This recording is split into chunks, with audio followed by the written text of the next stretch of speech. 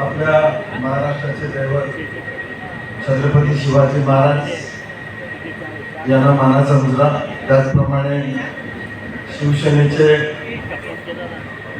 जे स्थापना केली असे हिंदू हृदय सम्राट बाळासाहेब ठाकरे साहेब यांना अभिवादन.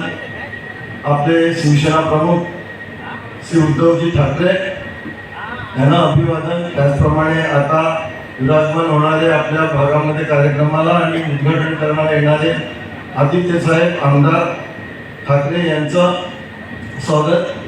त्याचप्रमाणे सर्व व्यासपीठावर बसलेले आणि सर्व शिवसैनिक बंधू भगिनींनो, खरं म्हणजे मला जरा साहेबांच्या समोर बोलायचं होतं, पण अगोदर तिला काय हरकत नाही. कारण आपल्याला कल्पना आहे की आज स्वर्गीय धर्माजी पाटील असतील, आपले स्वर्गीय तांडेल साहेब असतील, यांनी या जुचंद्रमध्ये नाही तर ह्या पूर्ण पूर्व भागामध्ये एक शिवसेना मजबूत तयार केली आणि ती राखली गेली. आणि ते राखण्याचं काम आता ते शिवसैनिक सर्व पदाधिकारी करतायत. त्याबद्दल मला त्यांचा अभिमान वाटतो.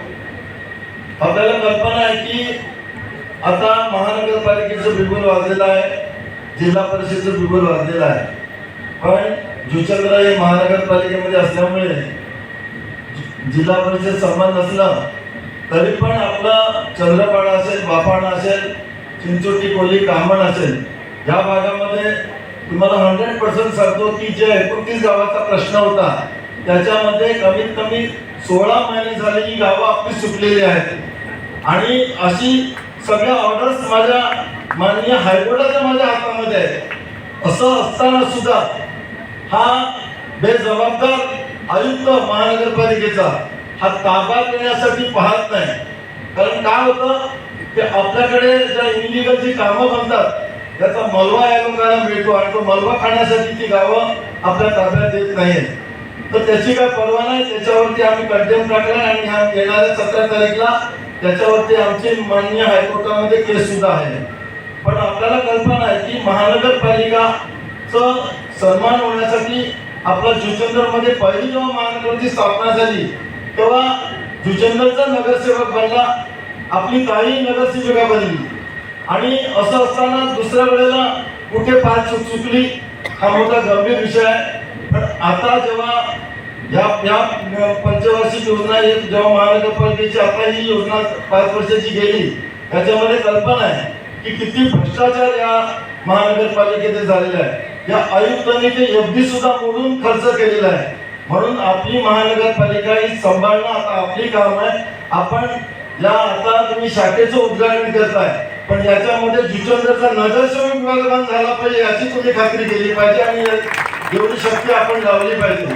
कारण जे काही गोष्टी असतात महाविकास आघाडीचं, जरी मी महाविकास आघाडीचा काँग्रेस पक्षाचा जनरल सेक्रेटरी असलो पण माझ्या मतीची रग आहे जे समाजकार्याचं जे कार्यपद्धती आहे ती शिवसेनेच्या मी चुनावटीमध्ये शिवसेनेची स्थापना झाली, भले मी चंबूर एसपीला होतो तेव्हापासून जे कार्य केलं ते पहिला मी शिवसेनेचं केलं आणि ते कार्य करण्याचं जोश माझ्यामध्ये कधी जाणार नाही. पण पहिला मी शिवसैनिक म्हणून कार्य करतो. तर हे जे आपलं कर्तव्य आहे ते कर्तव्य पार पाडलं पाहिजे. हे इलेक्शन गेलं माझ्या बाबतीमध्ये जे झालं कोणी काय सांगितलं माहिती नाही, पण जी माझ्या विरुद्ध जी उमेदवारी भरली गेली त्याचा नुकसान मला नाही आहे तर आपल्या महाविकास आघाडीला झाला, आपल्या जुचंद्रवाल्यांच्या आपल्या सर्व या वसविकास मतदारसंघामध्ये झालेला आहे. जे काय त्रुटी त्याच्यामध्ये होती जी तड गेली ती तड भरून निघणं फार मुश्किल झाली. आमचे त्याच्यामध्ये काँग्रेसचे कार्यकर्ते नाराज झाले पण त्यांची नाराजी मी दूर केली. पण शेवटी याचा फायदा आपल्या विरोधकांनी घेतला. त्यांनी सरळ सरळ सांगितलं की अरे त्या शिवसेनेला विजय पाटीलला नकोच तर तुम्ही काय मतदान टाकू नका, त्यापेक्षा आपल्या भाजपला मतदान टाका. आपली विवेक पंडितची मुलगी जी आहे ती आपलीच आहे. म्हणजे याचा बघा गैरफायदा घेतला. म्हणजे याच्या पुढे ही दक्षता ठेवा की अशी कुठली पण घटना होता कामा नाहीये. नाही तर आपल्या महानगरपालिकेमध्ये जे सत्तेचं किरण आहे ते कुठेतरी बाजूला होईल याची आपली खात्री केली पाहिजे. हमारे गाव में हमारा राज, आपल्याला कल्पना आहे की हिंदी मुद्दा हा फार गाजलेला आहे, पण मुद्दा गाजून जे काय घडलं त्याच्यामध्ये आपलं चांगलंच घडलेलं आहे. कारण जेव्हा आपली उद्धवजी साहेबांना एक एक एक ताकद आपल्यापासून जी हिरावली गेली पाहिजे होती, जी राज साहेब ठाकरे साहेब ते पुन्हा जवळ आले आणि खरोखर त्या दोघांच्या मनोमिलनाने आपल्या लोकांची ताकद वाढलेली आहे, आपल्या लोकांचा जोश वाढलेला आहे. हा जोश आपण कायम दाखवायला पाहिजे. जसे ते एकत्र झाले तसे आपण एकत्रपणाने या विभागामध्ये काम केलं पाहिजे, एवढंच मी सांगतो. कारण आपल्याला कल्पना आहे की याच्या पुढे काय होणार आहे. भाईंदरला काय झालं, अरे आपल्या जुचंदर मध्ये कितीतरी स्वातंत्र्य सेनानी होऊन गेले.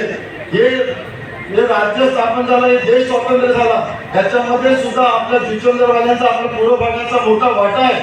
आपले बरेच स्वातंत्र्य सैनिक इथे होऊन गेलेले आहेत आणि त्या स्वातंत्र्य सैन्याचा जर आपण मान राखायचं असेल तर आपल्या भूमिपुत्राचं राज्य टिकवणं हे आपलं कर्तव्य आहे. जे भाईंदरला झालं ते वसईमध्ये होता नाही, हे न होऊन देणं हे तुमचं कर्तव्य, हे आमचं कर्तव्य आणि ते कर्तव्य पार पाडलं पाहिजे.